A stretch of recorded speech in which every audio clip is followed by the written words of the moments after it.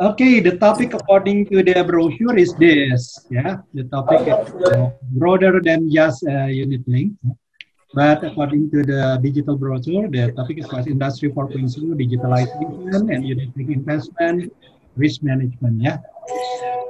Okay, for those of you who still don't know me, my name is Roy Sambal. Jangan keliru jadi sambal because sambal is hot and spicy. Well, I may be hot, but definitely not spicy. Yeah. Okay.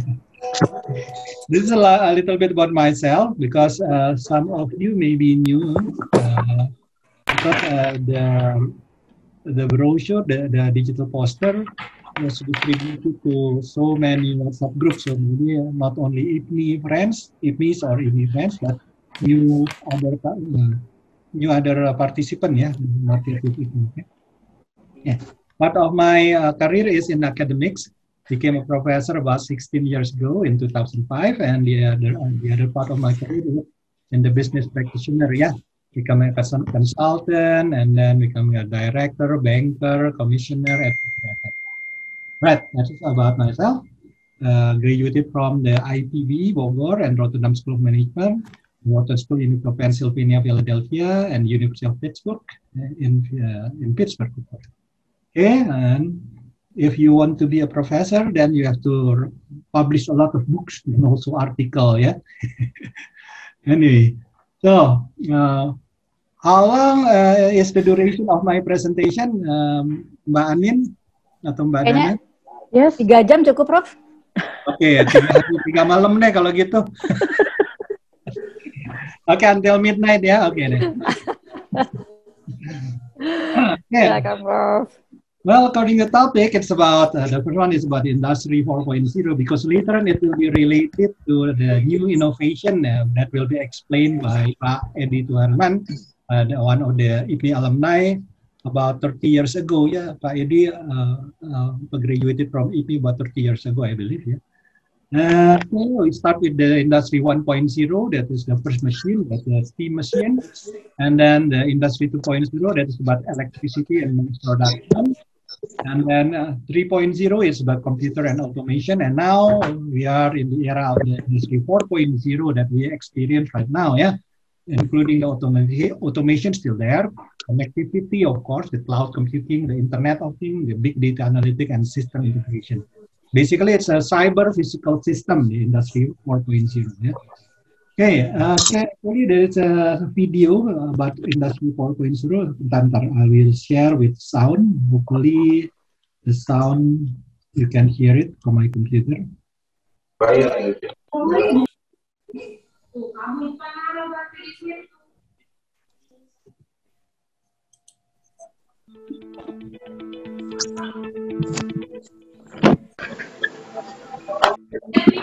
The fourth industrial revolution has begun, and you have the chance to be part of it. This isn't going to be like before. It's not about the steam that powered our factories in the first Industry 1.0, the steam engine model that dominated the mass production, or even the emergence of computer-driven systems, the 3.0 computer and that we're living in today. Industry 4.0 is about connectivity. Now, this is the It's an opportunity to radically change the way industry responds to the needs of society.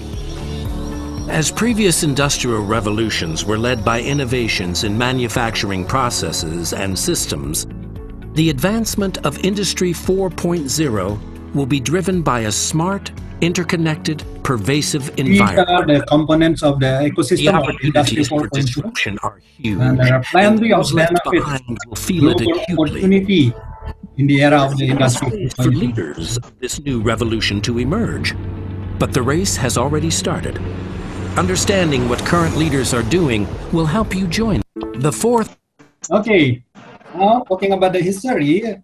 Well, about 30 years ago, we started the internet, yeah. For example, Budana, when did you first use the internet? When? What year? Oh, internet 90s. 90? Iya. Oh, udah lah. 90. Udah lah. Okay, all right. For example, Pak Effendi, when is the first time you use the internet, Pak Effendi? Around 2000. Yeah, 2000. Oh, masih muda ya, still very young, Pak Effendi. And then from Paul, it's about 1998 and 1999. Yeah. So maybe I am the oldest one because I first used the internet in 1988 when I studied at the Rotterdam School of Management at the time. That's the first encounter to internet. Yeah. But the internet is still very rudimentary. Yeah. Very apa namanya? Not very advanced at the time. Yeah. And then after that, we experienced the integration of the wireless revolution. Now everything is possible because everything is already in one ecosystem. Yeah?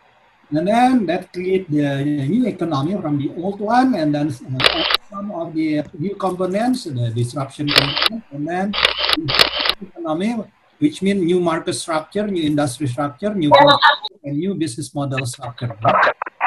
Okay, and these are, for example, the opportunity for the Indonesian internet. Yeah, we have the total population. The top one is in 2020, and then the bottom one is 2021. Yeah, our population right now is almost 275 million, and the total apa namanya mobile phone subscriber is about 345 million. Yeah, and it is the internet penetration is 125%. Yeah. And then the internet user during the last 1 year, because of the COVID, increased by about 27 million. Yeah, that's very significant. Now, about more than 200 million of Indonesian population are connected to the internet, and then also the active social media user is around 170. Yeah, and then these are the financial inclusion factor. The 48.9 is the traditional bank account. Yeah, forget about this. The rest is, like, look at it, on average, still below 10%. So there are plenty of opportunities if you join this digital economy. Yeah? And then the e-commerce spending by category. Yeah? We know that the total GDP of Indonesia is 1.1 trillion US dollar, or 1100 billion. Yeah. Now, if we take 1%, it is 11 billion. Yeah. But none of this is more than 1%, or more than 11 billion. Yeah. It means that we only use about less than 1% of our not yet used. So it is very huge opportunity for Indonesian digital economy. Yeah. And then so far we only have 5 unicorn. Unicorn meaning about 1 billion. With the total GDP of 1,100 billion or 1.1 trillion, we are supposed to have about 50 unicorn instead of only 5 unicorn. Yeah? So still, again, there are plenty of opportunity for us. Yeah? And then these are an example of the area that you can contribute to participate in the digital economy. For example, maybe currently the big activity is the online service here, somewhere here, yeah? Online service. Yeah? Or online health service, I mean, yeah. And then what other thing? For example, education. Yeah, we are here. Education. Yeah, there should be a plenty of opportunity. Okay, and then the digital media. This is a example of my son, my third son. He owned the Proud Media Group. Consists of, if you have Instagram, you have Instagram kan, everyone? Budana? I don't have, Prof. Aduh, kasihan sekali. Kurang kekinian itu. Iya. Dipanggil sama perlu admin, Mbak Dana.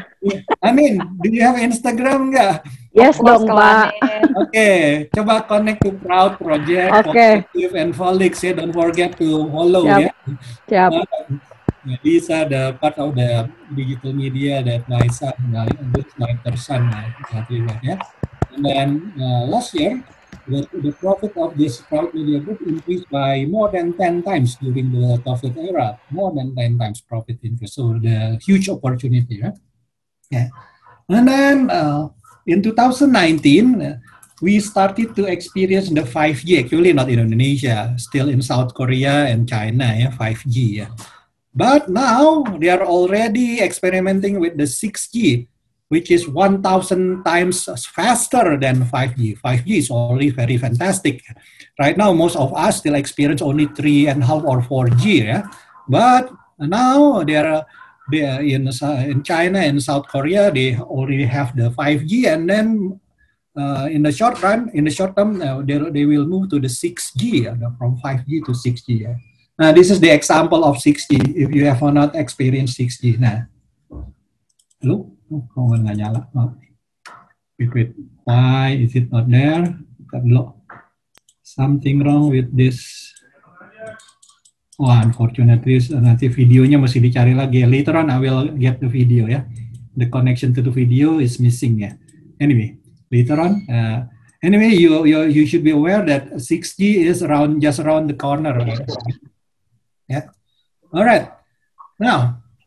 Okay, let me ask you to answer in the chat. So when is this? Yeah. This is the description. So when is this? Greece is on the verge of collapse. Crisis di Yunani, crisis in Iran, and then crisis in Italy. Well, so the one who can answer correctly for 3 of those questions will get a gift from Generali. Actually, the question is only one question. Only one question. This happened at the same time, yeah. Crisis Greece, and then crisis in Iran, and crisis in Italy. So when is this? Anyone know? Only one answer. Masa cuma satu yang answer? So okay, there are several answer, yeah. Okay, that is 2013, 2016, 2019, 2012, 2000. Nah, Pak Effendi, Pak Effendi already know the answer. Udah ngintip jawabannya ya. Google dulu ya, Prof. Google dulu. Okay, actually the correct answer is this one. This is 430 tahun 430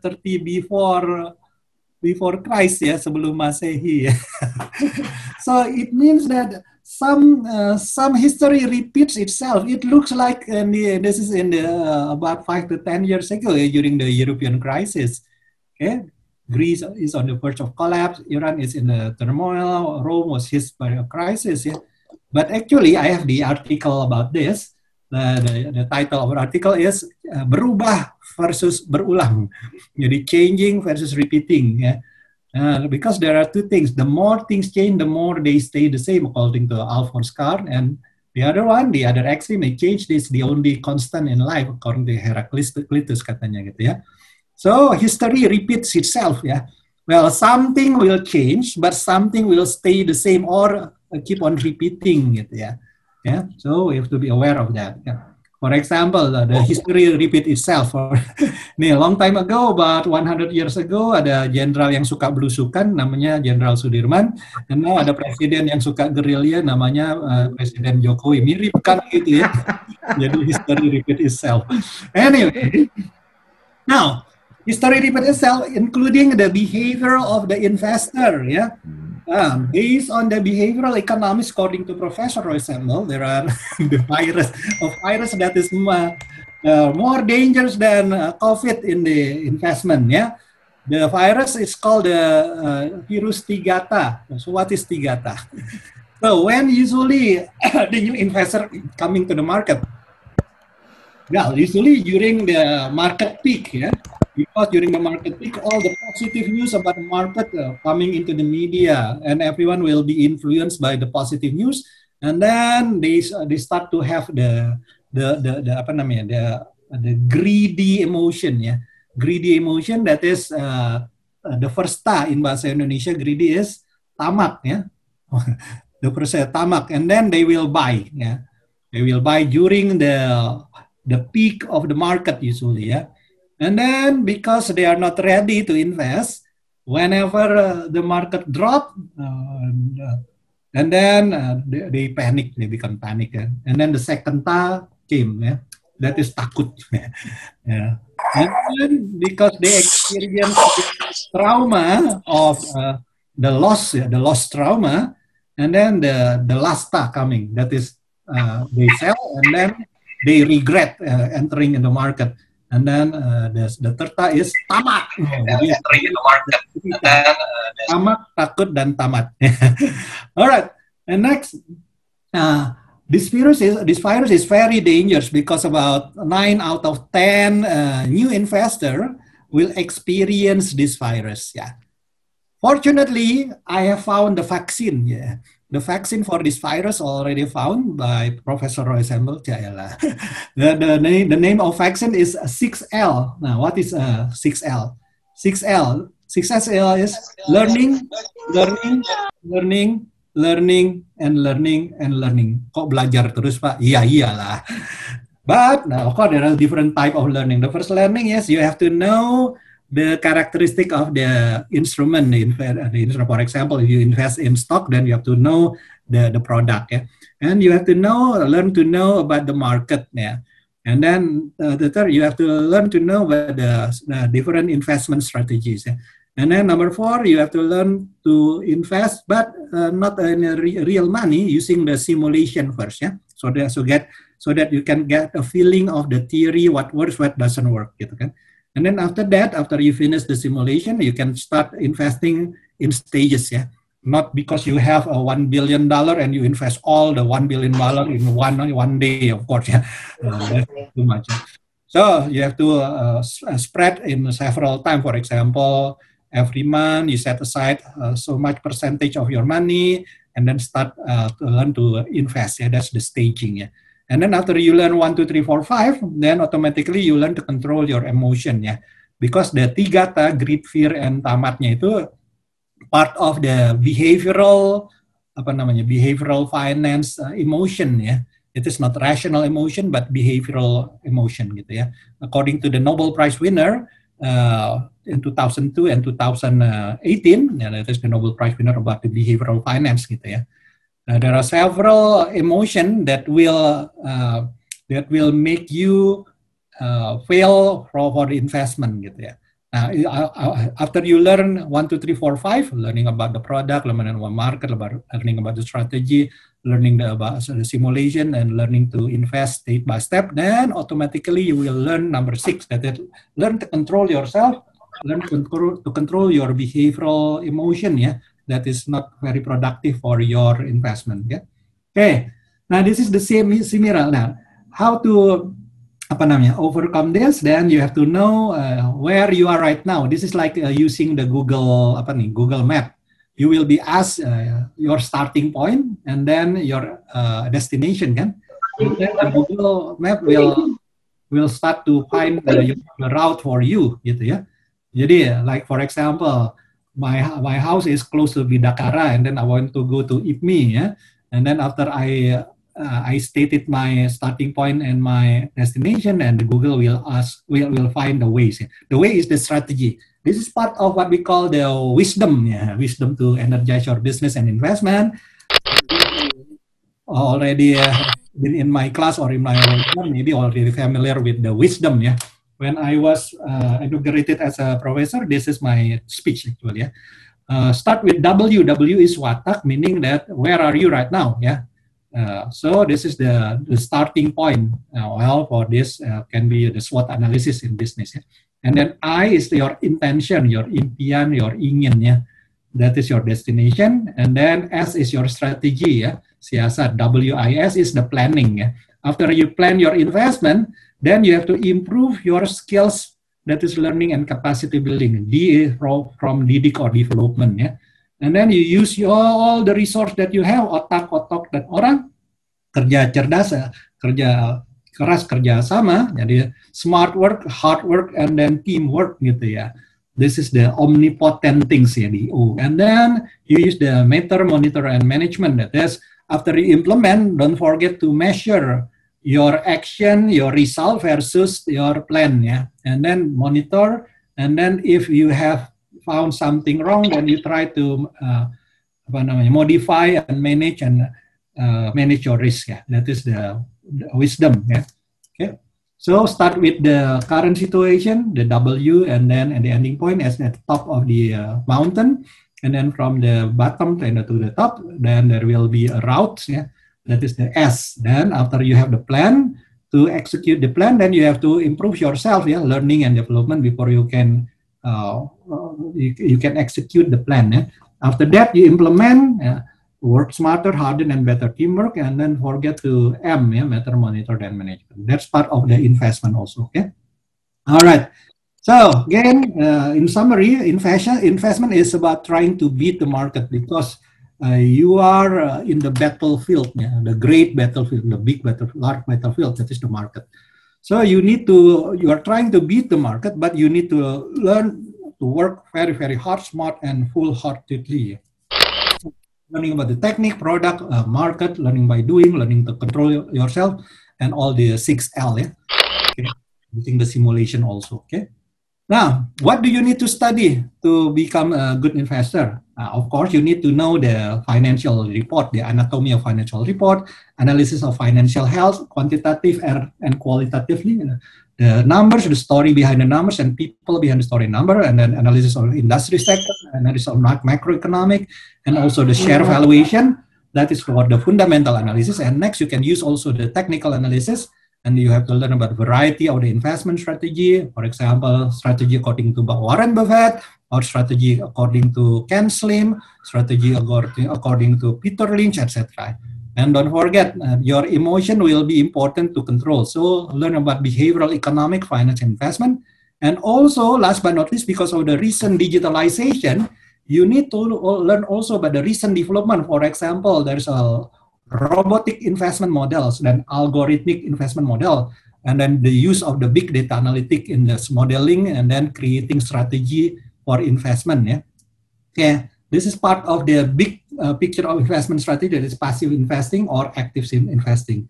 If you believe that market on average correct, and in the long run you will get the return on investment according to the market return, that can be double digit if it is in the stock market, then you can just use the passive investing. Every time you receive your income, you set aside, for example, 10 to 20% of your income, set aside for the investment.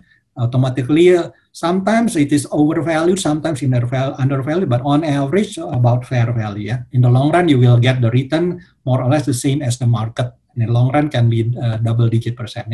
But if you believe you have time, you have the skills, you have the knowledge, you have the access of information, you can try to do the active investing, try to beat the market using the fundamental analysis, technical analysis, or for day trading, for example, you can use the market investor sentiment. Basically, you have to balance the return and risk.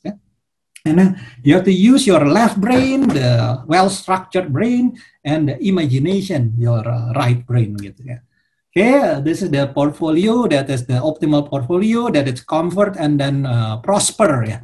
Comfort if there is a fit between the investment characteristic and your profile.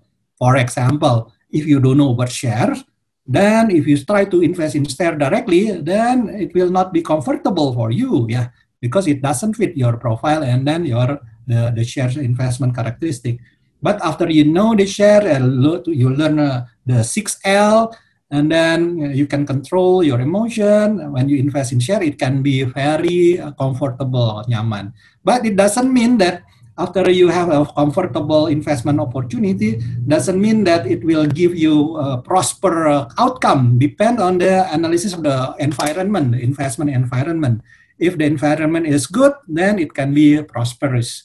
Otherwise, it can be the other way around. For example, during the COVID and during for example, if you invest in the bonds, but the trend of the interest rate is getting higher and higher, usually the bond price will drop. For example, that's not good. There is no fit between your investment instrument versus the investment environment. Comfortable, nyaman, and then you find the fit between the instrument and then the environment. That is the prosper, then you get the nyaman dan makmur, comfortable and then prosperous. And then where's the source of the money? That should be efficient. Don't just borrow from the rentier, for example. Then the cost will be very, very high. You can use the same principle: save and invest, then spend. Like I mentioned before, every time you receive your income, you set aside about 10 to 20% of your income, and then set aside for the investment. By doing that, then you get the efficient sources of funds. So it become the efficient, comfort, and then prosper. Nah, that is the best win portfolio ya, convenient or atau comfort, wealthy and efficient ya. Now, of course, you have to also take into account where you are in your life cycle ya. For example, maybe Pak Effendi is still a bachelor or just married, for example, because experience di internet baru tahun 2000 tadi kan ya, berarti still ya masih umurnya 30 lah kira-kira. There will be a different needs for the person during the 30s and the person that is already retired, for example. Yeah, of course, then you have to fit between your needs and then your investment portfolio. Yeah. And don't forget, even though you have plan, sometimes plan doesn't work because of the external environment, some accident. So in order to protect your plan, you need to have the insurance. Yeah. So sometimes it can be a combination of the investment and insurance. Nah, the unit link actually is the combination of investment and insurance. Later on, Pak Edi Tuirman will discuss a lot about the unit link and also about the robotic models. Yeah. In order to choose the right time and the right combination of the investment and insurance. And fortunately, we have the current innovation, the local wisdom innovation, the wisdom for the innovation. Yeah. Okay. So this is the prospect, the global prospect for investment. This is the current situation, especially in Indonesia, but not only in Indonesia, but also mostly globally. For example, the digital opportunity is not only for Indonesia, but globally. But Indonesia, especially for Indonesia. So based on the current situation, this is the current situation, relatively low interest rate compared to during the 90s, for example. So Pak Effendi still remember during the 90s, oh ya belum lahir ya Pak Effendi, lupa ya, Bu Dana yang udah lahir. During the 90s, the interest rate in the bank, you are a banker kan Bu Dana ya, during the 90s, the time deposit rate berapa tuh during the 90s? What's the level of the time deposit rate? Itu pernah sampai di atas 8%. More, 15% udah. Iya, benar. 12, 13, betul. Yeah, and then during the crisis in 1998, even the time deposit in the state-owned bank can be 60%. Still remember during 1998, that is 60% time deposit rate. That is very high. But right now, because at that time, because the inflation rate is very, very high. Yeah. Right now, the inflation rate is very, very low. For the last 5 years, the inflation rate is around 3% per year. That is very, very low. And last year, the inflation rate even only 1.68%, less than 2%. And recently, the first 2 months, even lower than 1.5%. Waduh, the inflation is getting lower and lower, the yearly inflation, So this relatively low interest rate, etc., the VUCA, disruption. So these are the prospect for good investment. So of course, domestic stock, there can be a good opportunity for the long run. And then if you like trading, of course, the short-term trading. And then you can use the new instrument opportunity, for example, asset-backed securities in Indonesia. It's called EBA, Efek Beragun Aset. Or real estate investment trust, or Indonesia it's called DIRE, Dana Investasi Real Estate, or directly invest in the property whenever the price is right. Because right now there are plenty of property were sold in discount, deep discount, like 30%, 40% discount from the normal price. And then, of course, the insurance for the risk management, remember, because the plan may not be 100% runs well, so from time to time there can be some glitch or accident. You need to have the protection like the insurance. Or for the gold, commodity, and currency, if you like trading, but I do not recommend for 99% of people. Only 1% of people will be good if they trade gold, commodity, and currency. If they have skills, if they have time, they have access to information. Okay. And then this one is part of the digital media, the opportunity in the digital media, wherever you can take advantage of this. Like, for example, my son's digital media company. And then travel tourism currently dropped by about 90% based on the data from Badan Pusat Statistik released several days ago. The total foreign tourists to Indonesia dropped by 90% compared to the normal. Very, very sad. But later on, whenever it is recovered, then the opportunity will be very huge, especially whenever it is already verified. Yeah. Okay.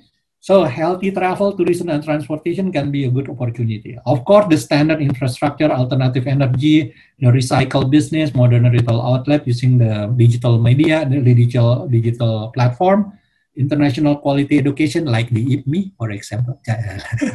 And then the healthcare, yes, so-called healthcare, because healthcare is one of the booming industry right nowadays. Yeah. Okay, now there is a tips to have a safe transaction. Hopefully ini videonya bentar. Let me check videonya jalan nggak?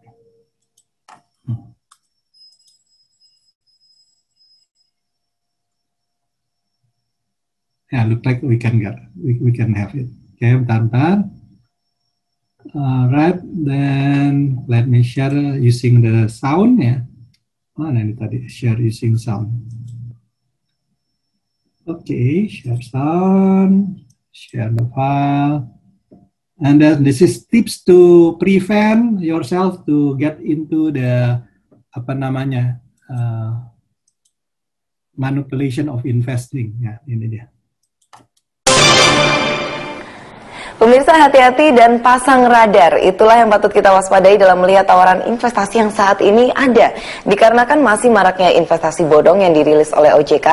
Seperti apa caranya agar kita terhindar dari investasi bodong?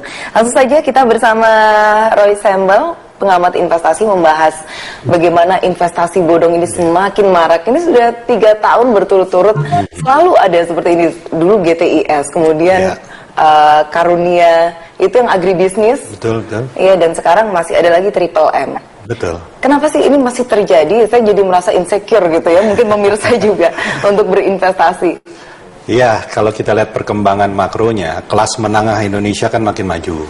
Jadi udah pinter cari duit. Tapi masalahnya, sudah pinter cari duit, kurang pinter dalam menginvestasikan uangnya. Ya. Jadi masih kecerdasan finansial dalam tanda petik untuk berinvestasinya masih perlu ditingkatkan. Dalam hal apa nih, mencermati perusahaannya ya? Betul, kalau mencermati investasi itu bukan cuma perusahaannya, ada beberapa faktor yang perlu kita cermati. Pertama tentu legalitas perusahaannya.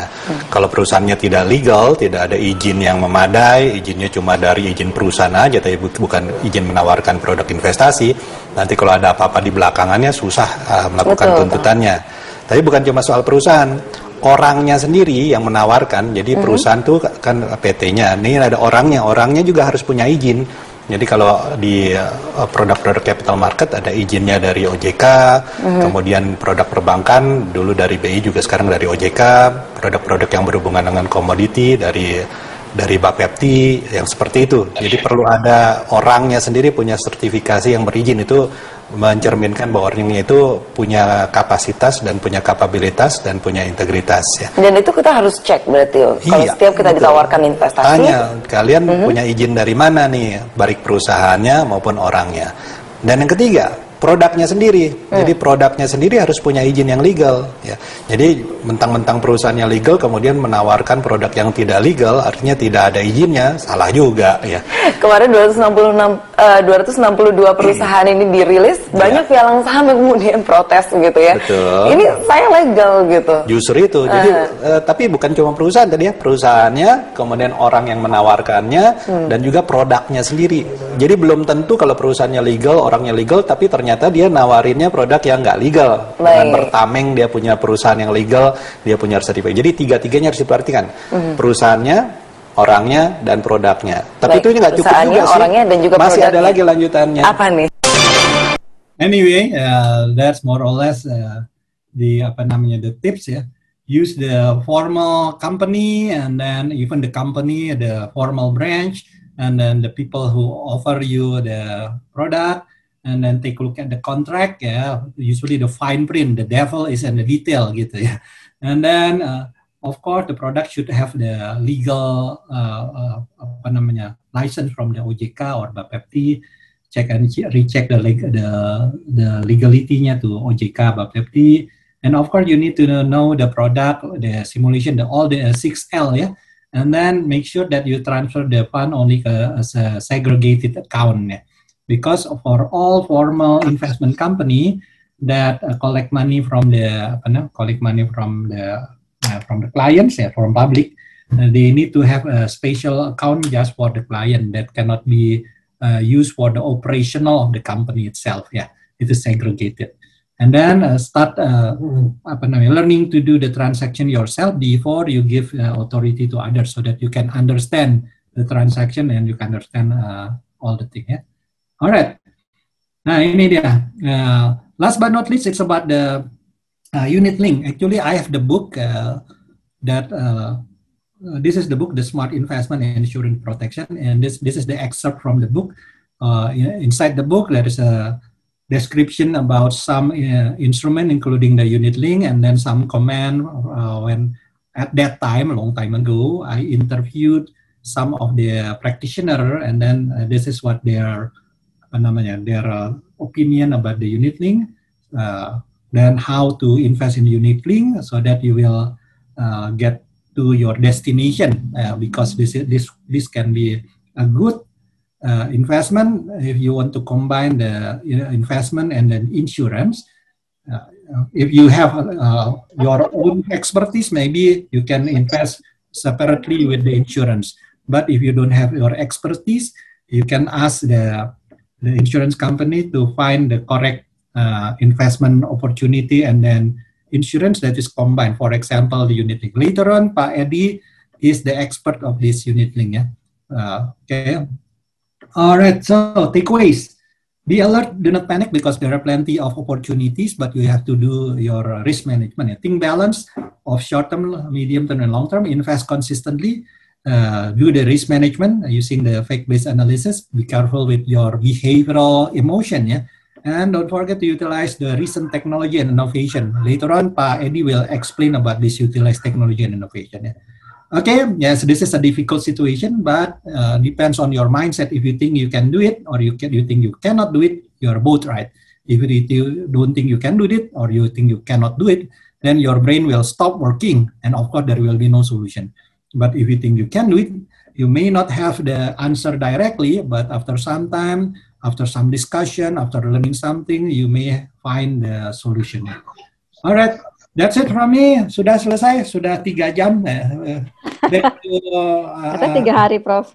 Anin and Dana, silakan. Wow, thank you, Prof. Berasa kayak kuliah lagi nih, Prof, saya, Prof. So, itu kuliah memang. Makanya, Prof. Gitu, mau nanya ya nggak enak, Prof.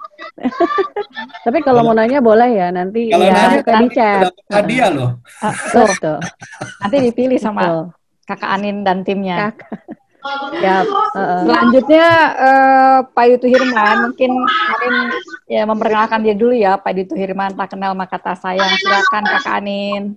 Oh, thank you Mbak Dana. Nah, itu ada yang bocor tuh.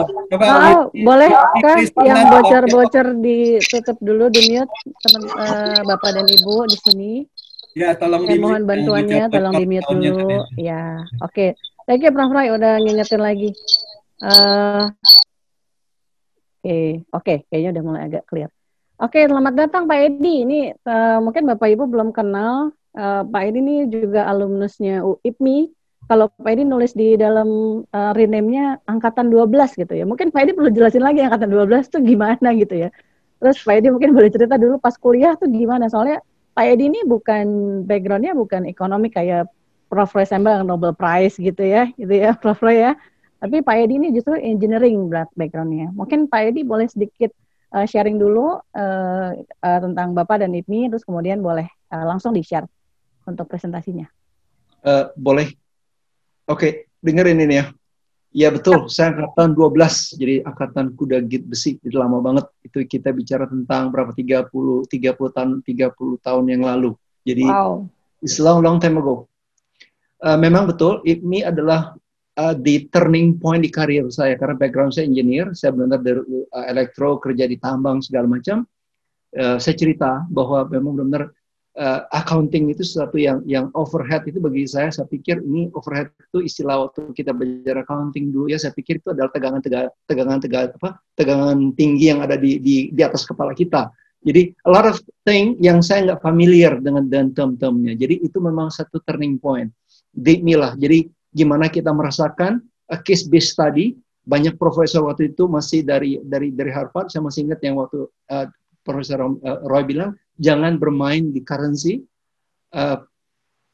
Saya masih ingat profesor kita waktu itu Don juga bilang sama seperti itu. Dia dari Western Ontario. Dia bilang, lo jangan coba-coba, you cannot fight the Mike Tyson. You have to be ask Mike Tyson play ping-pong. Don't play with the dengan sarung tinju, you're going to die. Jadi itu yang bahan-bahan pelajaran yang saya masih ingat. Dari ini karir saya terus di dunia keuangan, banyakan di perbankan.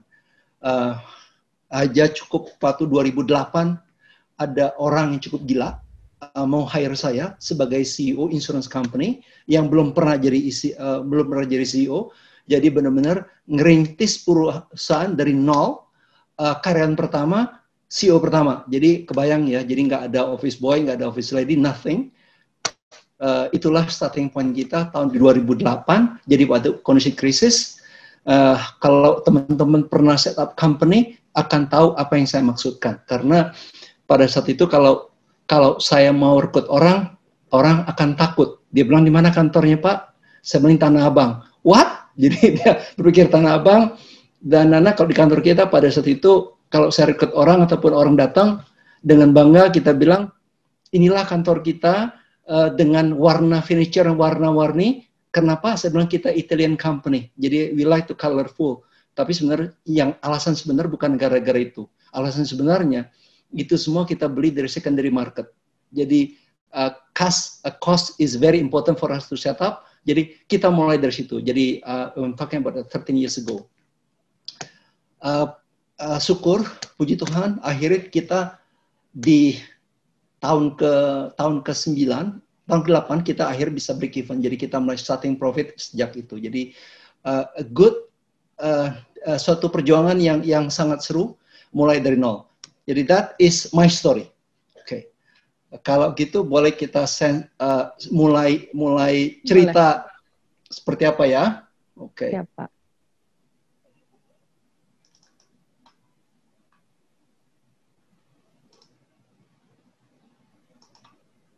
Oke, kelihatan screen? Ya, sudah Pak. Kelihatan Pak Edi. Oke, kelihatan. Jadi tadi Profesor Roy bicara tentang background-nya seperti apa. Saya adalah murid yang baik, murid yang baik dalam pengertian apapun yang Profesor ceritakan akan kita implementasikan di sini. Karena saya masih ingat even halaman keberapa tadi, halaman 27 nyatakan recent development itu banyak menggunakan hal-hal lain. Jadi dia juga ada kata-kata bagi saya sangat saya suka, berubah atau berulang.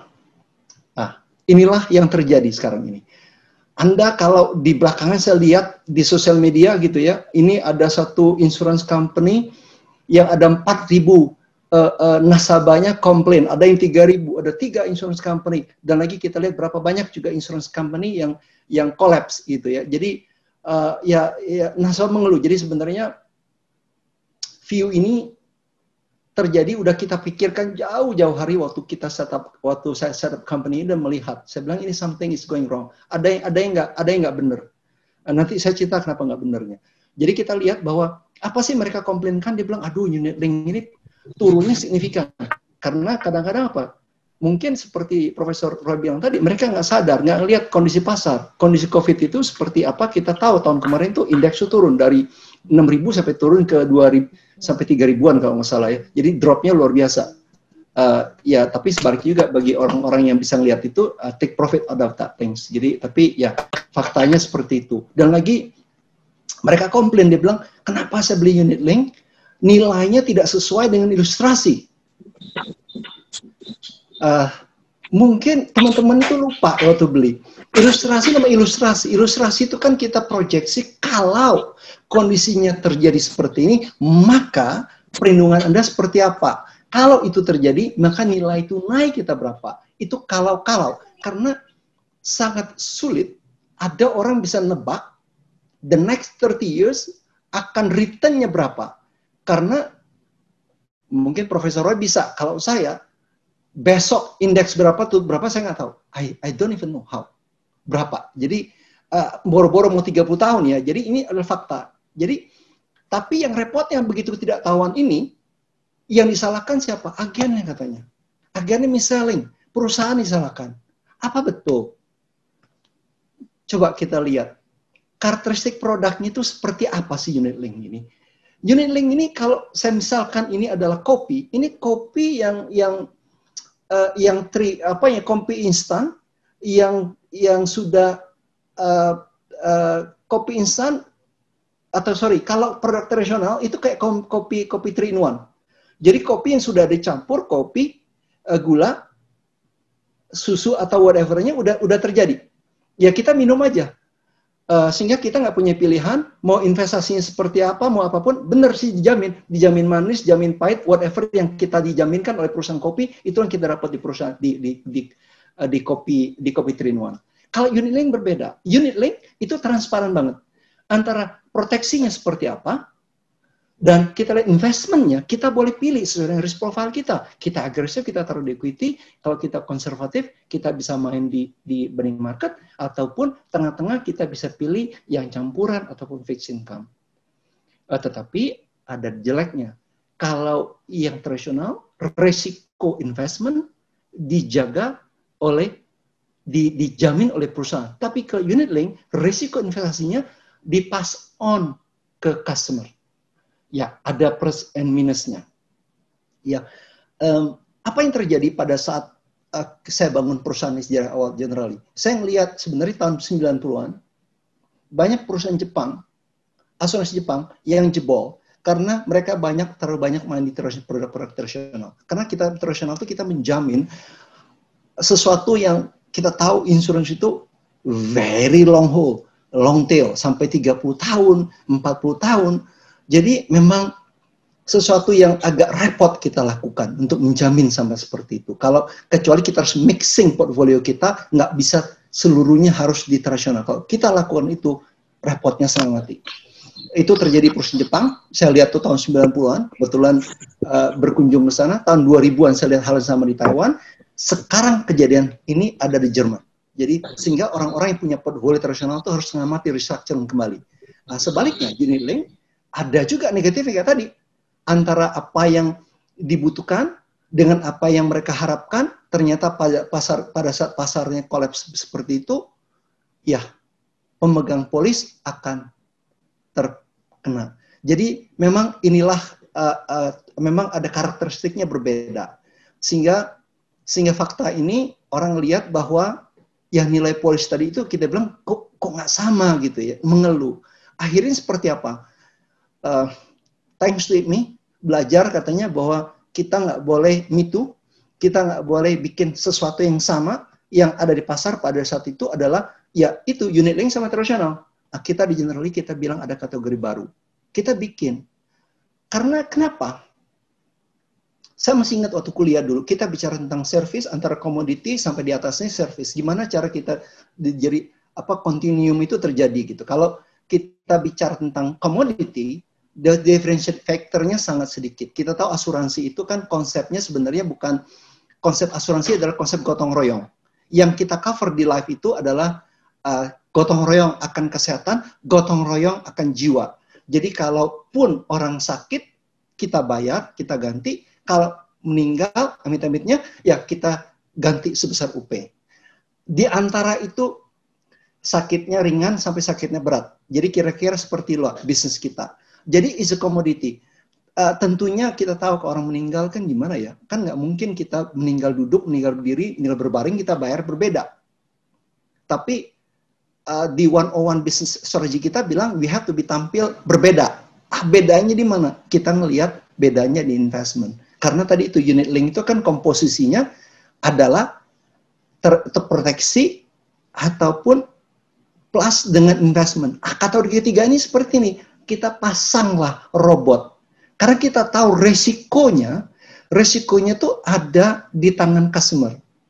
Kalau kita taruh masing-masing pemegang polis atau customer kita itu, kita pasangin robot. Sehingga inilah yang di presentasinya di Profesor Roy, halaman 27. Itu dia bilang tentang latest development, gimana kita menggunakan robotik dan menggunakan data analitik. That what we come dari datang dengan Dorwo Arms ini. Jadi agak kategori yang berbeda. Sampai detik ini kita baru satu-satunya pemain insurance yang go to this direction. Memang unik, dan inilah sekali lagi, ini bukan karya Itali, ini adalah karya anak-anak bangsa, orang-orang kita semua yang ada di Generali, anak-anak muda yang ada di Generalia, membuat robot yang ada di polis, masing-masing pemegang polis ini. Oke, kenapa? Tadi saya melihat profesornya bilang tentang 3 tamak, takut, dan tamat gitu ya. Sebenarnya hal yang sama kita ngelihat bahwa orang kadang-kadang sering kalau kita investasi itu seperti ngendarin mobil, kita terlalu banyak melihat kaca spion. Kita nggak ngelihat ke depan, nggak looking forward tapi ngelihat backward, ngelihat hasil performance seperti apa. Jadi jarang kita melihat looking forward, itu satu. Kedua, kita ngelihat lagi, apalagi sih tantangannya? Kita ngelihat di segi investasi, mulai investasi. Tadi kita untuk menjadi seorang investor yang canggih, berat banget ya. Kita lihat dari penuturan Profesor Roy Sembel, kita lihat, waduh, mungkin berapa persen dari kita yang sanggup melakukan itu. Kalau saya samarikan 3 tadi itu, kenapa kita bilang sulit? Karena pengetahuan akan investment itu memang kompleks. Kita lihat aja instrumennya begitu banyak. Kita harus melihat invest di suatu stok, kita harus melihat PE ratio-nya berapa, book value segala macam. Kita banyak statistik yang harus kita lihat. Oke, kalaupun kita punya knowledge, pertanyaan kedua, kita punya waktu nggak untuk monitor portfolio kita? Karena pasar terus bergerak, bisa bullish, bearish, sideways, bisa macam-macam. Kita lihat aja berapa hari belakangan ini, gara-gara margin call di Amerika, pasar kita bergerak. Sebenarnya hubungannya apa? Langsung bergerak, dia turun juga, ya. BRI diguyur di pasar. Jadi sebenarnya apa hubungannya gitu margin call di Amerika dengan BRI di Indonesia? Tapi fact-nya seperti itu. Jadi masalahnya kita punya knowledge, cukup waktu nggak ada monitor. Kalaupun kita punya 2 hal itu, apakah kita punya disiplin untuk adjust portfolio kita sesuai dengan strategi kita, sesuai dengan risk profile kita? Kayak tadi kita ngelihat kan bahwa tujuan kita berbeda. Tadi itu benar bahwa solusinya virus 3T tadi dengan 3 tantangan utama itu adalah learning. Cuma learning kita mau seperti apa? Kita ngelihat sebenarnya dengan simple bahwa belajar juga dari ini bahwa kadang-kadang kita harus siap di itu kan. Maaf teman-teman, kalau ada yang masuk boleh di mute. Oke, lanjut Pak Edi. Thank you, Ani. Jadi kita ngelihat, kita mau belajar dari kehidupan sehari-hari sebenarnya. Seperti apa? Kehidupan hari-hari itu kita ngelihat bahwa ternyata kita investment itu nggak jauh beda seperti kita naik sepeda. Pada saat naik sepeda ada saat yang kita lagi naik, ada saat lagi turun. Pada saat naik dan turun ataupun lagi jalan datar, gear kita akan berbeda. Kita tidak akan pernah bisa menggunakan gear yang sama. Kalau kita menggunakan gear yang sama, waduh, setengah mati kita. Anda kebayang ya, pada saat lagi naik begini, kita gear belakang kita kecilin, jadi genjotnya sangat berat. Atau sebaliknya pas lagi turun ini, kita perputaran cepat banget. Jadi agak nggak bisa. Jadi sama, sebenarnya investment itu juga sama. Itu harus kita adjust sesuai dengan kondisi pasar, sesuai dengan risk profile kita. Tetapi gimana? Itu kan teorinya, gimana prakteknya? Prakteknya inilah makanya kita melihat adanya solution di mana robot itu bisa lakukan. Karena robot itu sangat disiplin, knowledge-nya bisa diatur oleh kita bikin modeling segala macam, kita ngelihat, kita modeling ini kita lakukan, dan kita masukkan ke robot itu, dan robot akan adjust. Dan semua orang kan beda-beda. Ya. Cara tujuannya Anin dengan saya berbeda, tujuan Dana dengan saya berbeda, risk profile kita berbeda. Pada saat kita masuk pun, titik masuknya hari ini dengan 2 hari yang lalu ataupun nanti 5 hari ke depan akan berbeda. Jadi ini semua banyak kita perlu tailor-made sehingga perlunya robot masing-masing ditaruh di portfolio kita untuk membantu kita managing portfolio investment itu, sehingga 3 tahap tadi bisa kita pecahkan, 3 tantangan tadi kita bisa lakukan. Yang learning-nya ya bolehlah, tapi ya biar robot yang belajar ya. Kita kan satu juga poin kan kata Profesor Rosenberg bilang, ya kenapa enggak kita menggunakan orang? Kita menggunakan, jadi ya orang kita ya robot, karena robot ini 0101. They will do whatever need to be done. Dia akan monitor, dia punya waktu, knowledge dia bisa ada, waktu punya nggak monitor, dia punya waktu, disiplin nggak? Disiplin banget. Robot is very disciplined. Kalau dia bilang cut loss, dia cut loss, dia bilang rebalancing portfolio, they will do it. Jadi that's what happen. Jadi inilah yang kita lakukan. Jadi benar-benar ilmu-ilmu yang kita pelajari itu kita terapkan. Dan kalaupun teman-teman ada yang main golf, kebetulan saya suka juga gitu ya during weekend ini, biarpun lagi ini kan kita bisa main sendiri ya. Ini pelajaran menarik bagi saya. Kenapa? Bayangkan nggak, sering terjadi orang beli unit link atau reksadana investment itu buy and forget. Beli, nggak pernah dia adjust kembali portfolionya. Dia sesuaikan mau pasar naik, mau turun, maupun udah lupakan. Dan boro-boro kalau kita ketemu agen pun ataupun siapapun, private banker pun, apakah dia punya waktu untuk monitor portfolio kita? Apakah mereka juga punya knowledge? Anda bayangkan nggak? Kalau teman-teman yang suka main golf, gimana caranya? Biarpun mungkin handicap 18, kalau Tiger Woods cuma pakai 1 klub, dia pakai driver, saya mungkin berani loh ngelawan dia. Karena apa? Kita tahu di back kita ada 14 klub. Ya, dia cuma 1 klub. Kenapa cuma 1 klub? Ya dari awal sampai akhir 18 hole dia punya 1 klub. Dari beli mungkin sampai selesai perlindungannya ataupun investmentnya nggak pernah dirubah strateginya. Gimana caranya bisa menang? Berat lah. Makanya nggak bisa. Nah, inilah kita bilang apa? Kita belajar dari dunia olahraga, dari apapun dia bisa terapkan di sini. Gunakan alat robot tadi itu. Robotnya bisa ngasih tahu kita, klub inilah kamu pakai. Dan nggak pakai tanya-tanya lagi, execute langsung. Karena kalau ditanya, dia kan bisa robot ini kita waktu itu sempat explore dari solution dari luar gitu ya. Dia bilang namanya robot advisor. Robot advisor, kebayang misalkan aja klien kita namanya Dana. Kita advise, Bu Dana, pasar begini ya Bu, tolong di-adjust portfolio Anda. Bu Dana bilang, sebentar saya mau tanya Anin. Saya mau tanya Profesor Rosenberg. Begitu tanya, bolak-balik 3 hari, pasar gerak. Lewat, bye-bye. Udah robotnya advisor lagi. Gerak terus, jadi nggak pernah catch up. Kalau konsep kita benar-benar authority to make decision has been declared, langsung di robotnya, langsung bikin adjustment. Ya, sehingga kita tinggal, udahlah, kita genjot aja ke sepeda, kalau ini kita main golf aja, don't worry, kita hit the ball, let the jarak dan arah ditentukan oleh klubnya kita. Oke. Tentu teman-teman ataupun ingin tahu hasilnya seperti apa. Not bad. 96% dari pemegang polis kita yang punya RoboAMS itu, hasilnya mereka bisa beat the index.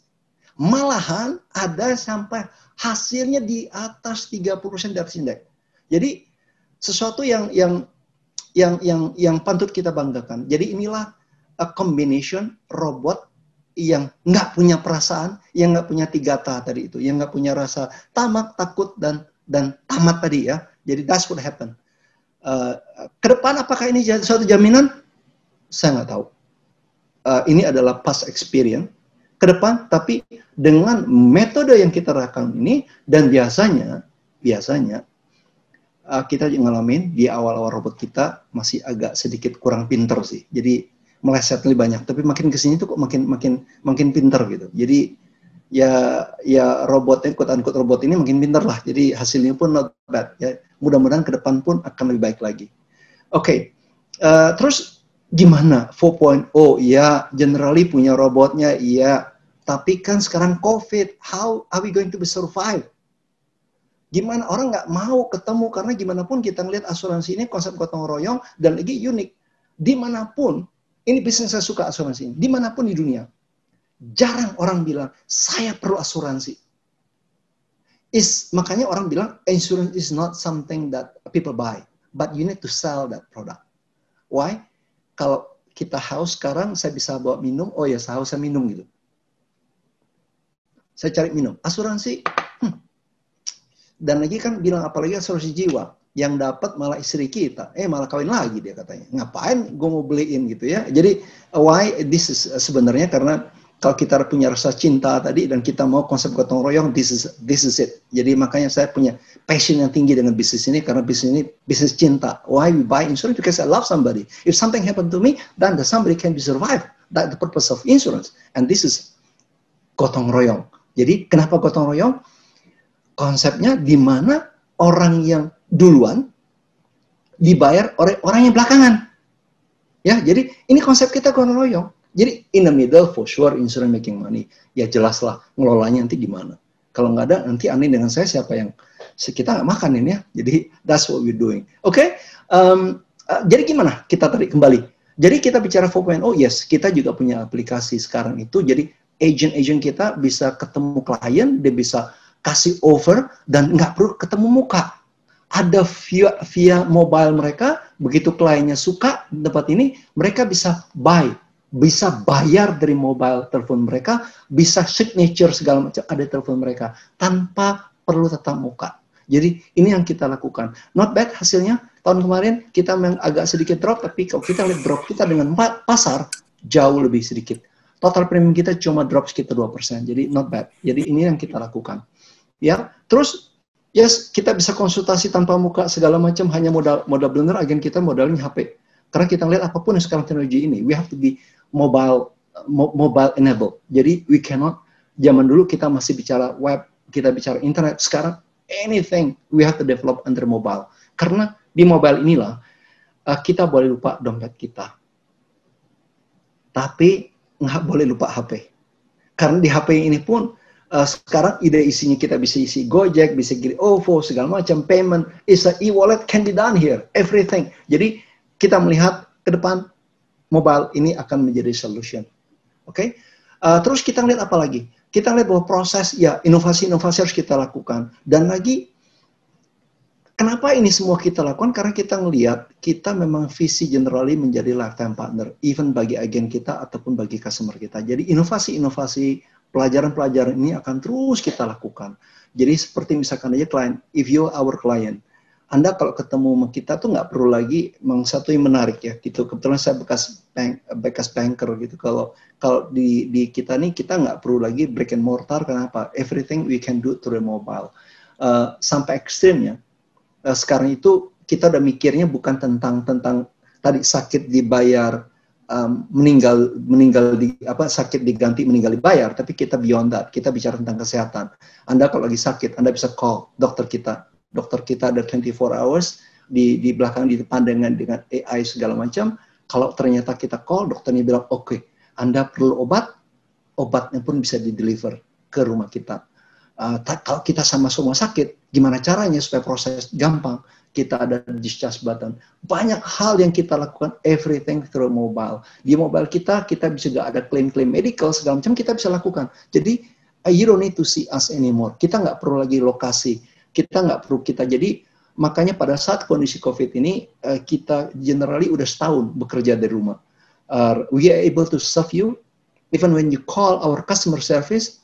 Cuma mungkin kalau Anda call customer service kita, ada suara-suara anak ikutan melayani Anda, harap maklum. Karena mereka lakukan itu dari rumah, jadi even customer service, bukan banyak hal ya. Terus Anda bilang gimana caranya kita bisa lakukan? Bukan robot kita, bukan hanya di segi investment, tapi banyak juga kadang-kadang di Indonesia masih ada paper base. Jadi paper base itu nantinya di kantor kita ada robot yang input datanya ke sistem sehingga orang kita bisa proses, bisa klaim segala macam bisa lakukan. Jadi teknologi itu sangat bantu. Ada kita juga orang data analitik segala macam benar-benar di saya mau buka sedikit rahasia, sekitar 15 sampai 20% tergantung itu karyawan kita itu adalah orang IT. Jadi we are like more or less like a IT company. Jadi ya itulah kita. Kalau ada pertanyaan, more than happy to share. Thank you. Wow, thank you Pak Edi. So, Anin mungkin bisa boleh stop screen dulu ya. Iya Pak Edi, nggak apa-apa. Oke, nah teman-teman, ini ada pertanyaan dari pertama nih untuk Prof. Roy. Ini saya catat ya, Prof. Roy masih bergabung dengan kita ya, Prof. Roy ya, dari Pak Uke Utama. Masih. Iya, Prof. Roy. Prof. Roy, kemarin saya mulai percaya bahwa quant investment sepertinya mulai lebih menarik dari fundamental analysis. Bahkan kita melihat contoh kasus keberhasilan dari asset management yang pendekatannya memang quant investment seperti Renaissance. Tetapi dalam beberapa bulan terakhir tidak bisa juga memberikan jawaban. Relatively sideways. Pandemik mungkin belum masuk dalam modelingnya. Apakah akan ada pendekatan baru ke depannya? Entah mix quant and qual, atau memang pada akhirnya kembali kepada profilnya masing-masing. Investment is very personal one. Please advise, Prof. Roy. Thank you for the question, Pak Uke. Oke, yang pertama saya setuju bahwa investment is very personal one, betul ya. Karena itu kita perlu pilih menu yang cocok untuk kita. Nah, dalam memilih menunya itu, salah satunya bisa menggunakan teknologi robotiknya. Ya, dari teknologi robotiknya ada standar-standar untuk menganalisis tentang karakteristik atau individu setelah jawab pertanyaan misalnya gitu ya. Kemudian nanti kebutuhannya apa? Ya kayak orang lagi pakai Google Map lah, startnya dari mana, menujunya kemana, ntar dicariin jalan yang terbaik ya gitu. Itu juga kalau ada robot atau algoritma yang pas. Jadi kalau sudah tahu karakteristik dari investor, kemudian kebutuhannya apa, tujuannya kemana, nanti akan dicarikan ramuan investasi yang lebih pas untuk untuk mencapai tujuan tersebut bertolak dari situasi yang sekarang gitu, dari berbagai menunya gitu ya. Nah kira-kira seperti itu. Kemudian tadi pertanyaan sebelumnya before that, it's about apa tadi? Combination of the quant and qual. Yeah, there will be always a combination of qual and quant, yeah, because it's all about numbers, stories behind the numbers, and people behind the stories and number. Kira-kira seperti itu. Even in the model juga bisa digunakan pendekatan combined approach seperti itu ya. For example, in the model, whenever you want to choose a good company for the long run, for example, you can always check the good corporate governance of the company, for example, with a certain characteristic indicators, something like that. So there's, of course, the numbers you can always analyze using a standard software about the ratio analysis, for example, compare with the other industry data, and also about the prospect of economy, for example. You can always start to do the prediction, although the prediction cannot be 100% correct. Maybe there are some possible error, at least better than starting with nothing. Nah, kira-kira seperti itu. So, it's combination of the number, stories behind the numbers, and people behind the stories and number. This combination of qual and quant, quantitative and kualitatif. Gitu deh ceritanya. Mantap. Semoga menjawab ya Pak Uke pertanyaannya. Thank you, Prof. Roy. Ini ada pertanyaan untuk Pak Edi Tuhirman dari Pak Ridwan. Sorry, boleh nggak? Silakan Pak. Jadi saya pikir betul, quant and qual itu penting. Di kita sendiri apa yang kita lakukan, kita ngelihat bahwa kita itu menggunakan high tech and high touch. Kalau kita bicara stock picking. Stock picking is not, we cannot ask the robot to do stock picking. Stock picking has to be done by human.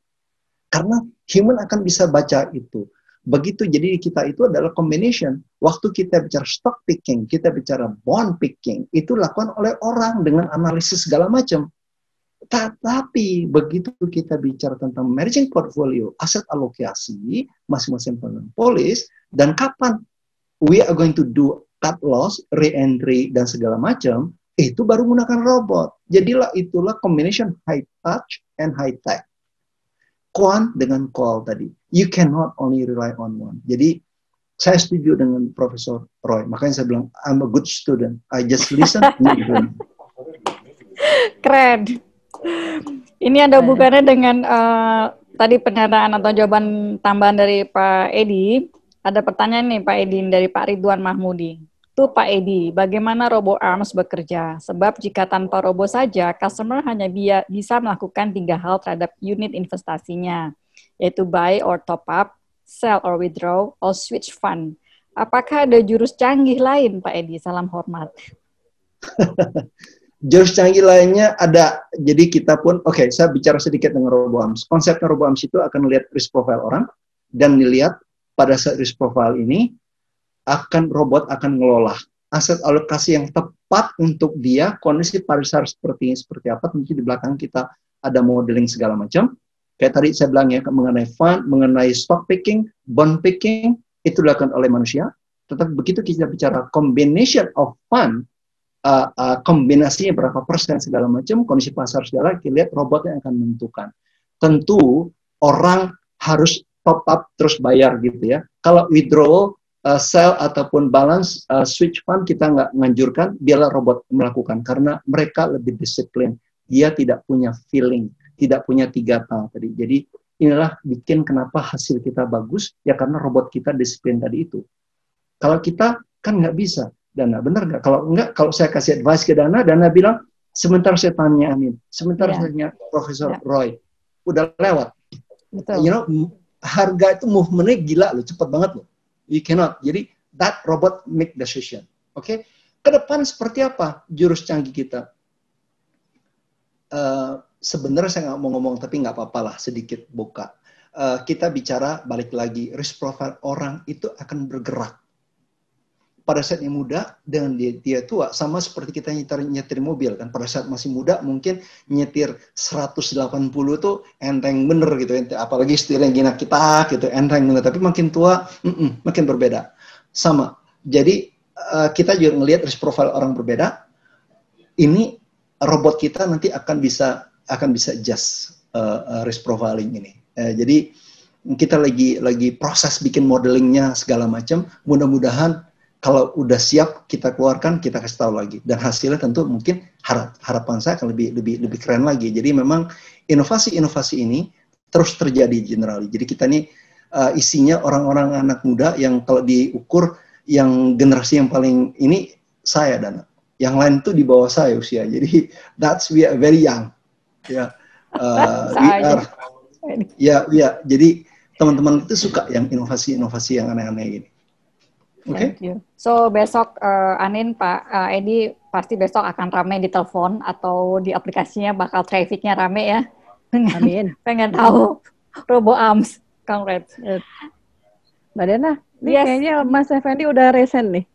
Oke. Boleh. Ini yang gue ya. Ini dari Ardo satu lagi nih, menarik nih Anin, Pak Edi. Pertanyaan untuk Pak Edi lagi nih. Bagaimana mengharumkan brand Generali di tengah-tengah nama besar seperti tetangga, boleh sebut nggak?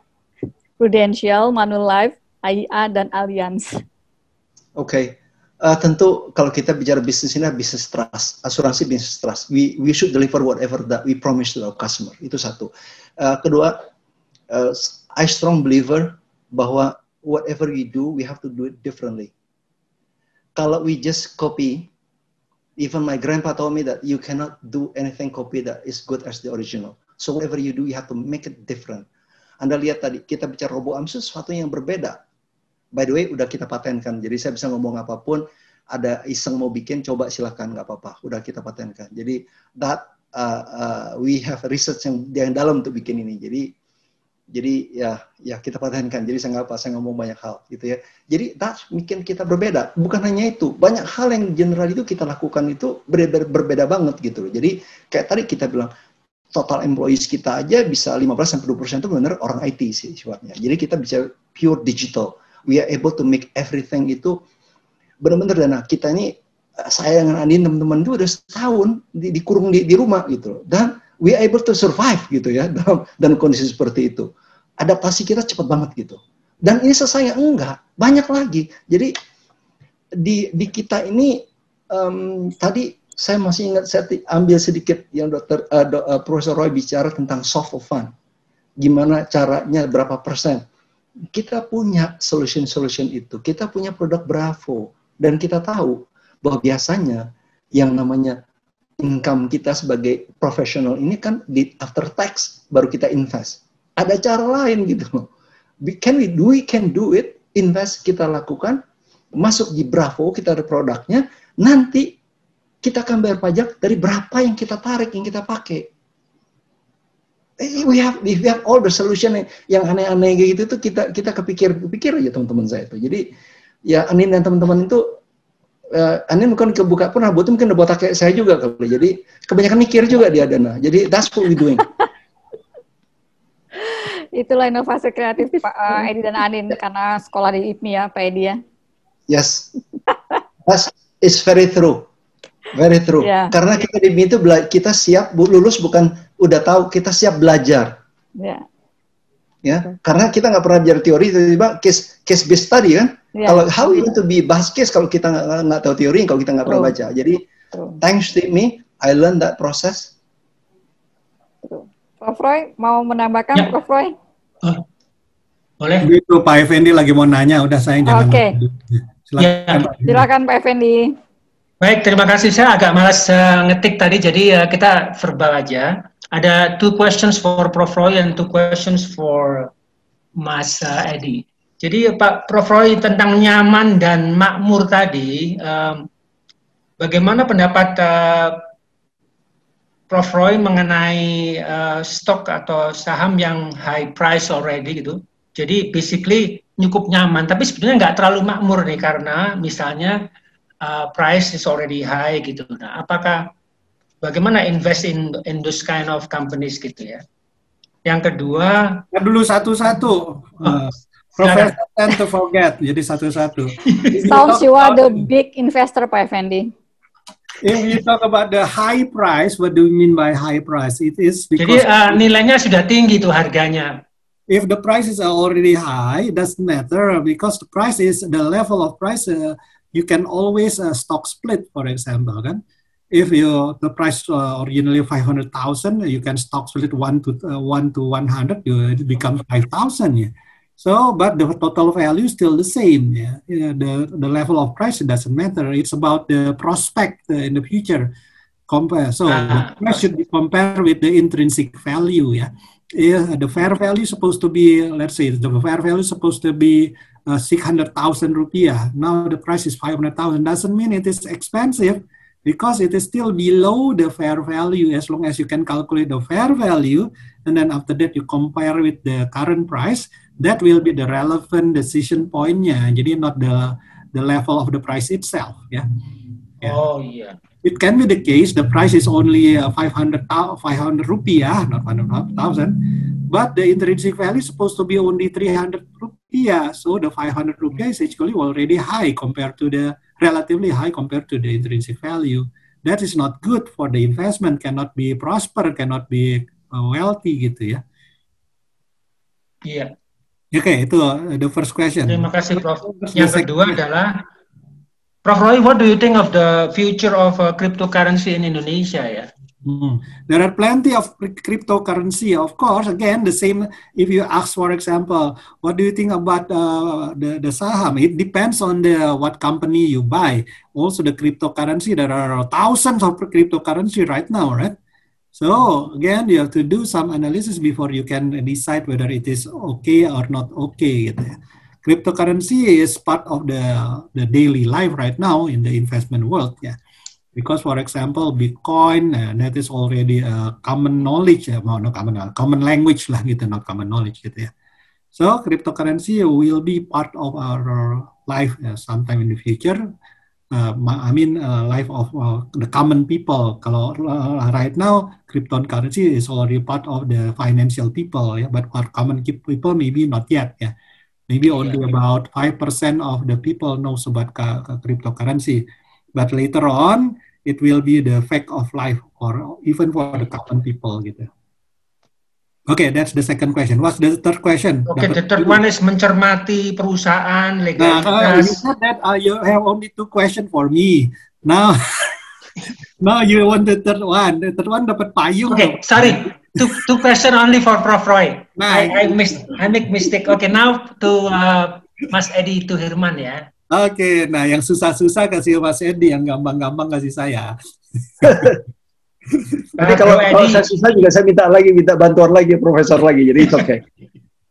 Yes. Bro Edi mengalami, saya pernah mengalami produk asuransi investment yang nilainya turun itu udah cukup traumatic event ini. Saya juga pernah, saudara-saudara saya ada yang kena kasus yang besar itu, yang sebetulnya perusahaannya sudah jelas, legalitas bagus, certification, capability, tapi leadership-nya mungkin atau something is wrong, jadi menginvest di tempat yang salah, misalnya seperti itu. Jadi ini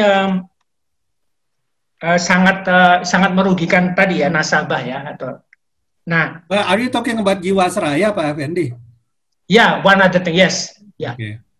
Nah, tapi gini, jadi dengan yang disampaikan oleh Profesor Roy tadi, how can a company like this, semuanya sudah ada, still at best make mistake ya mungkin ya. Nah. Sebentar. If you say semuanya sudah ada, nggak benar juga ya. Because about 10 years ago I invested also in their product ya. Itu kan untuk kayak simpanan gitu kan, yang bentuknya kayak simpanan, and they gave about 12% per year. That is very very high. Yeah. But after some time I reconsider my investment. If it is too good to be true, it's never. It's not true. Yeah. After some time, how come they give the return of 12% guaranteed? If, for example, at the time deposit is only about 7%, government bond is lower than 10% already. Yeah, so from where they will get the 12%, while the volatility in the stock market is still high at the time. Yeah, even right now still high. So finally, I heard that they invested in they try to get a high return by investing in high risk. So it is no longer a prudent investment then. Yeah. In that case, you have to know also the story behind the numbers kan. Tadi kan ada numbers, stories behind the numbers, and people behind the story numbers. In this case, the stories behind numbers doesn't click ya. So akhirnya saya lepas investasinya. So that's fortunate for me, untung aja. Ya. Pak Edi tadi sekali lagi, jadi saya juga mengalami ini di another swasta nasional lah ya, atau bahkan multinasional mungkin. Jadi bagaimana menghindari itu ya, sekali lagi. Jadi apakah itu robo-arms tadi misalnya, how to do it gitu, how to start gitu kan. Oke. Terus yang kedua langsung aja bagaimana? Bentar, satu-satu boleh nggak? Oke, silakan. Bro Ibnu, satu. Anda harus investasi ke perusahaan yang pernah sekolah di IPMI. That's correct, I agree. Ya, betul nggak, Profesor? Jadi kalau nggak pernah sekolah di IPMI, nanti salah managingnya. Kita belajar dulu tentang asset liability matching. When I give you guaranteed, I have to match that guaranteed with the instrument yang benar. Kalau saya nggak melakukan itu ya akan berulang lagi permasalahannya. Saya ngomongkan tadi, tahun 90-an I've seen that happen in Japan. 2000 something it happening in Taiwan. Sekarang sebenarnya bukan Indonesia loh. Di Eropa, dengan kita tahu di Eropa itu bond 10 years itu udah 0%. How are they going to deliver that promise? Jadi ya syukur saya belajar di IPMI, Bro Effendi, jadi ngerti tentang asset liability matching. Kita ya karena kita udah ngerti, nggak kita lakukan. Itu satu. Jadi makanya memang global company dengan local wisdom itu harus digabung gitu ya. Jadi that's what will happen dengan us. Dan kita ngelihat, kita tahu tentang itu kan kalau kita bicara managing balance sheet, your portfolio kayak tadi itu mau perusahaan apapun, sering ngomongnya Bro Effendi, baru kita yang punya robo-arms. You cannot find it any insurance company in this country. Mungkin di luar pun belum ada. Kenapa? Kita udah patenkan ini dan kita tahu 3 tadi itu kan terjadi. Ya, jadi tamat, takut, jadi tamat akhirnya. Ya, jadi kenapa? Itu kan tamat. Kita mau 12%, kita tahu suku bunga berapa. Itu tamat. Takutnya kenapa?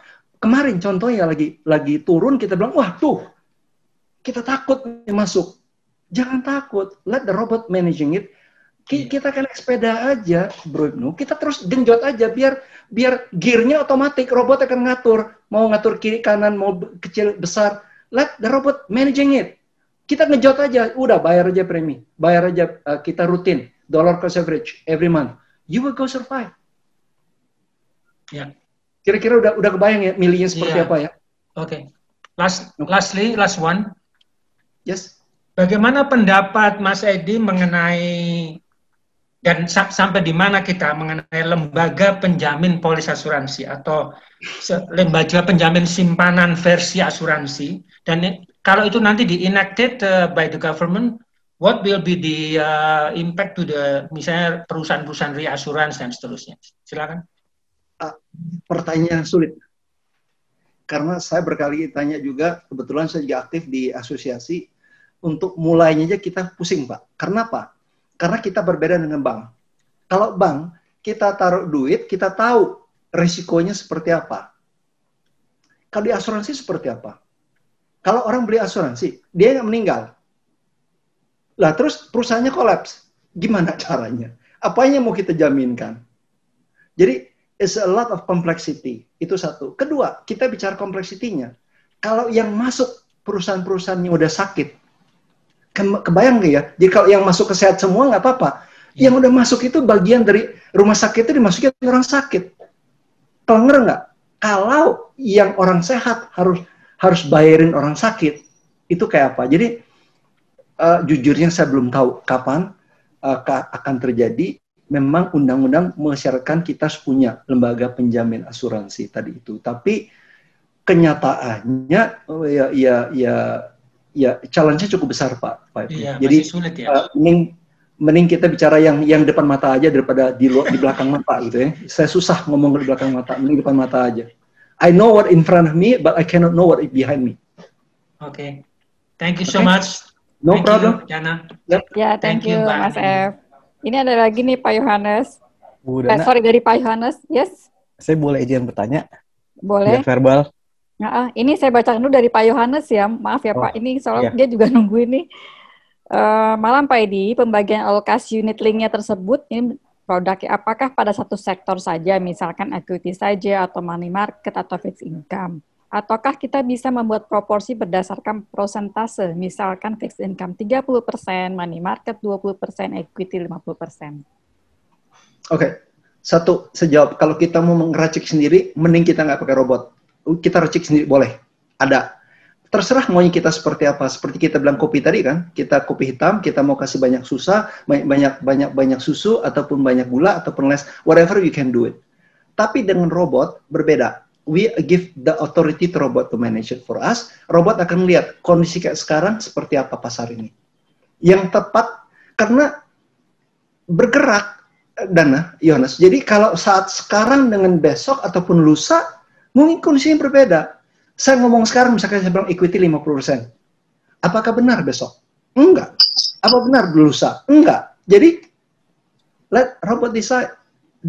Kita punya modelingnya, udah tahu kondisi seperti ini gimana, the feeding, information, segala macam, biar robotnya bekerja. Enak lah. Udah jangan pikirin berapa komposisinya, let kita, biar robotnya, ya kita udah bayar mahal-mahal kan, ya udahlah, dia. By the way, robot kita gratis loh ya, by the way. Jadi, when a customer have that robot, we give that for free. It's our service to our client. You need to pay. So, I'm sure tomorrow Generali Office akan ramai di telepon atau aplikasinya traffic ramai ini, Pak Edi. Kalau di sekolah, Dana, inilah kita bilang itu ya apa ya, kalau dulu kan kita bicara mass custom, jadi konsep kita ini adalah kayak mass customization. Kita kan dulu kita bicara customization biasa dilakukan secara individu. Tapi dengan kemampuan robot, kita udah bisa naik customization-nya bisa secara massal. Berapa juta orang pun kita bisa manage dengan robot ini. Awesome. No big deal. Wah, keren. Oke, semoga menjawab Pak Yohanes. Lanjut tadi, Pak siapa tadi yang mau bertanya ya? Saya, Bu. Oh, silakan Pak Indana. Ya, selamat malam Bu Dana. Sebelumnya terima kasih sudah diberikan kesempatan untuk bertanya. Saya izin bertanya ke Pak Edi. Soal saya jelas ya Bu ya? Oke. Jelas Pak Indana, jelas. Makasih Bu. Saya menarik banget nih Bu, Pak Edi juga terkait robot arms ya. Sebenarnya yang saya ingin tanyakan tuh untuk robot arms sendiri itu dia lebih fokusnya itu ke unit link dengan manfaat investasi atau juga tetap fokus dengan unit link dengan manfaat kesehatan atau kondisi kritis. Kayak gitu. Itu yang pertama. Terus tadi apa kapasitasnya tadi udah dijawab sekitar jutaan ya Pak ya? Ya. Kemudian saya juga mau nanya juga Pak terkait bonding nih Pak, bonding RoboArms terhadap nasabah itu seperti apa? Karena kan setahu saya Pak, kalau misalnya terhadap nasabah itu kan ada pengajuan klaim kesehatan atau misalnya harus nemenin medical check up. Nah itu RoboArms sendiri kan termasuknya kan untuk membantu unit link. Nah itu seperti apa sistemnya? Karena kan human touch itu kan lebih dibutuhkan ya Pak ya dibandingkan dengan kelebihan yang dimiliki oleh RoboArms itu sendiri. Kemudian tadi kan Pak Edi bilang untuk RoboArms sendiri itu adalah free service ya Pak ya untuk nasabah generali yang ingin membeli produk investasi taruhlah seperti itu. Nah itu apakah tetap dikenakan biaya akuisisi Pak terhadap premi tahunan atau premi tahun selanjutnya? Kemudian pertanyaan selanjutnya Pak, kan tadi juga Pak Edi sempat nyinggung mayoritas untuk di unit link itu ada 3 fund. Di cash fund atau money market, fixed income atau campuran atau equity, fund plus ya biasanya buat di saham. Nah itu bagaimana robot itu bisa melihat kapasitas si nasabah itu sendiri, melihat kategori yang konservatif, moderat ataupun yang agresif. Nah tujuannya sih untuk menghindari komplain dari nasabah, misalnya seperti itu.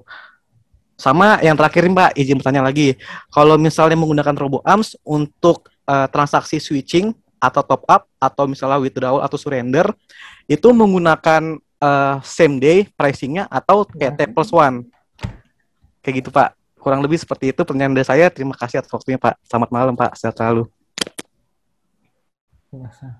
Thank you, panjang banget ini borongan ini. Try to memorize pertanyaan seperti apa. Jadi intinya gini, let's kita fondasinya dulu. Foundationnya adalah unit link itu compensation kombinasi antara asuransi atau proteksi dengan investment. RoboArms yang RoboArms lakukan adalah pengelolaan atas investmentnya. Bukan kayak tadi kalau orang mau ke rumah sakit, masa robot saya jalan-jalan temenin bapak ke rumah sakit, nggak bisa lah ya. Robotnya ada di komputer. Robot itu bukan berarti robot yang tut gitu, bukan begitu ya. Robot itu ada yang ada di komputer gitu ya. Jadi dia nggak bisa, tentu karena ada orang yang kalau mengenai klaim tadi itu pasti ada orang. Terus mengenai proteksinya sendiri, ada bedanya nggak ada. Dia tetap aja proteksinya ada meninggal karena sakit. Pilihan kita menentukan seperti apa. Kita mau yang medical ada asuransi kesehatannya, ada critical illness yang macam-macam. Kita juga punya features yang sama seperti itu, nature-nya sama. Jadi nggak ada beda. Terus dia bilang tadi, apa yang saya bilang robot itu yang kita biaya pengelolaan akan robot akan managing investment itu yang tidak ada biaya. Tapi ada nggak biaya akuisisi? Tentu ada. Kalau nggak ada nanti agen saya makan apa Pak? Kan kasihan dia ya kan nggak ada gaji. Terus kita nggak ada biaya akuisisi, mereka nggak makan dong. Kasihan lah. Ya jadi tetap ada biaya akuisisi. Jadi yang kita gratiskan itu adalah pengelolaan atas robot yang kita ngelola investasi Anda itu. Jadi mengenai proteksinya terus ada ya. Mengenai tadi kalau lagi mau top up atau switching perlu nggak? Ya kalau top up ya kita yang lakukan kan ya. Kalau switching robotnya akan melakukan untuk kita. Tapi tentu dengan modeling tadi itu. Jadi you give the. Jadi Anda bayangkan gini deh Pak Indana. Bayangkan Anda punya sopir gitu. Robot itu nggak lebih dan nggak supir Anda.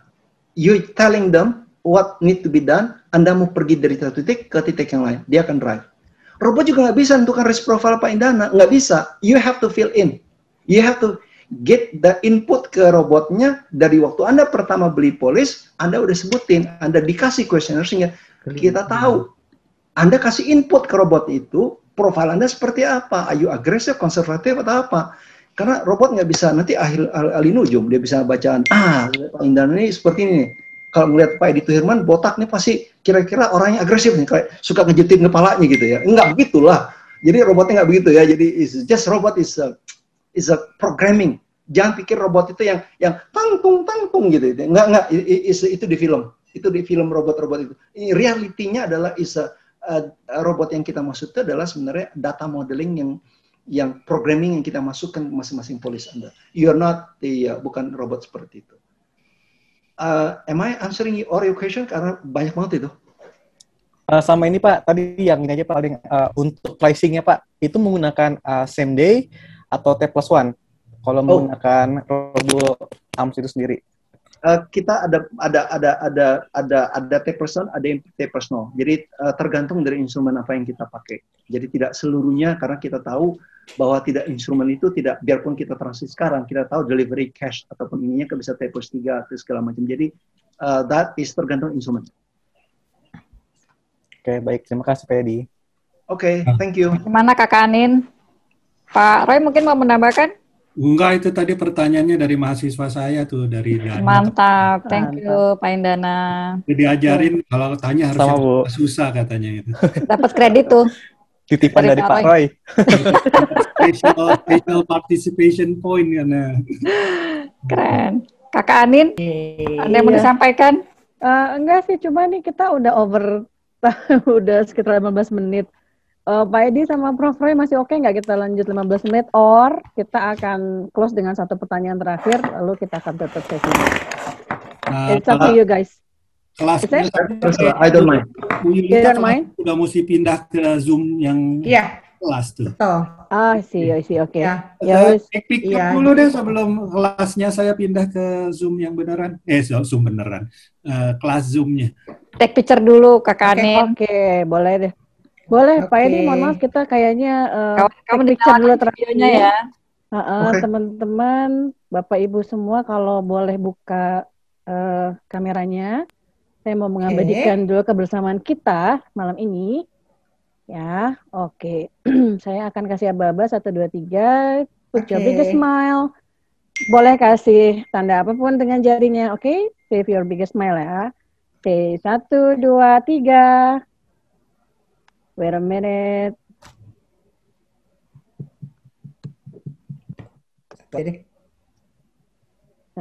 Oke, 1, karena ada 6 slide ini. Oke, siap ya. 1, 2, 3. Yang slide ketiga sekarang. 1, 2, 3. Okay, wow. I think this is the okay, 1, 2, 3. Okay, just memorizing everything in here. Slide number 5. Okay, 1, 2, 3. Okay, cheese. Cool. Wait. And goes for the the last slide. 1, 2, and 3. Say cheese. Prof. Roy. Zoro, men. Aduh. Siap. Oke. All done. Thank you. Oke. So, Prof. and Bu Yulita mesti move to ini ya? Nggak, kayaknya Bu Yulita dulu, nanti saya nyusul. Oke. So I think one last question ya Mbak, untuk before we close. Mbak Dana mau pilih yang mana? Pertanyaannya banyak banget. Banyak banget hari ini. Mungkin yang ini yang paling atas saja ya. Tadi Mas Indana sudah dijawab oleh Pak Edi. Mungkin kita lihat yang Bayu. Dari Pak Nurhuda mungkin. Oh, Pak Nurhuda. Ini juga bisa dijawab sama Prof. Roy kayaknya. Iya, Pak Edi juga. Iya. Oke.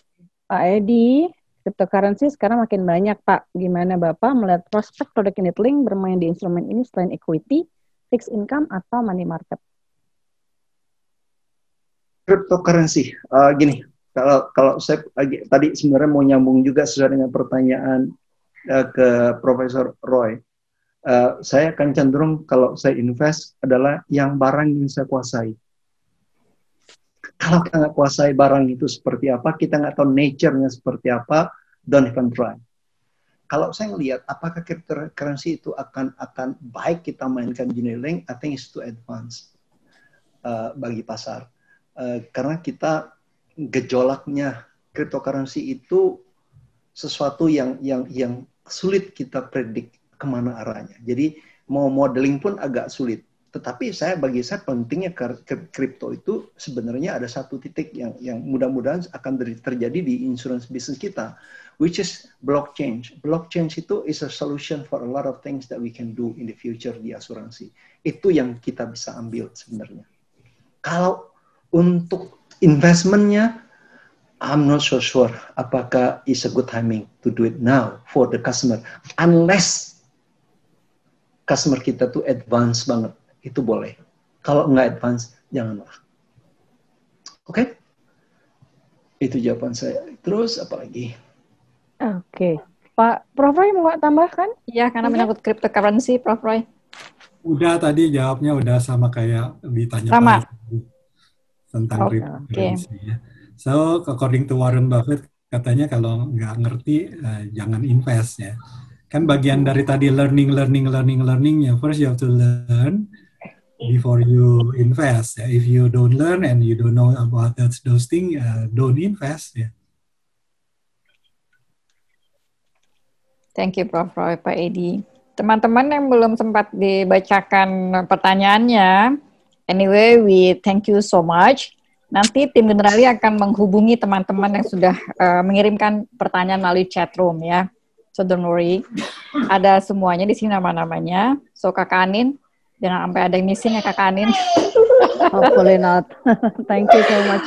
We appreciate everything. So Pak Edi itu Hirman mungkin bisa memberikan tips 1 atau 2 kata untuk bagaimana yang becoming a good smart investor, Pak, in terms of the insurance. Silakan Pak Edi. Gini, sulit kita beat the market kalau kita hanya mengandalkan pengetahuan kita yang sehari-hari. Even saya pribadi pun, I don't think I have time to monitor my portfolio. Jadi, I'm so sorry. I don't have, berapa orang sih seperti Profesor Roy Sendal yang bisa belajar, look at all these things. In reality, he might be less than 1% of the population. So might as well kita serahkan ke ahlinya. Ahlinya siapa dalam hal ini? Saya percaya RoboArms kita doing very well, 96%. Berarti ada juga 4% orang di bawah indeks loh. Jadi tapi 96%. Jadi kita bicara kalau vaksin aja bisa 96%. Hasilnya, wah itu keren banget kan? Ya, apalagi ini. Jadi why bother dengan yang lain kalau kita punya alat seperti ini dan pricingnya pun kita bilang sama juga dengan insurance yang lain. Nggak ada beda kok. Di insurance itu ujung-ujungnya kan reinsurance-nya ya the big four companies yang ada di luar itu jadi kayak kita bilang kalau cost of goods sold-nya sama semua. Jadi the difference is not much. Jadi ya let serahkan ke ahlinya. Robot can do it for us dengan combination tadi itu high tech dan high tech. Lagi sebentar lagi saya. Belum kamu kan? Ya, oke. Jadi itu dan lagi kalau kita pilih, menurut saya juga have to choose the right company. Dana, you cannot pick up sembarangan aja gitu. Kalau enggak ribet kita nanti. Benar bahwa kita harus tahu kalau sesuatu yang ada Anda terima offering too good to be true, you have to be careful. Yang sifatnya menjanjikan. Dan apakah saya menjanjikan? Saya bilang enggak loh. 96% itu adalah the past. I'm kind of guarantee bahwa I can beat the index all the time. No, I cannot guarantee you. Why? I'm not God.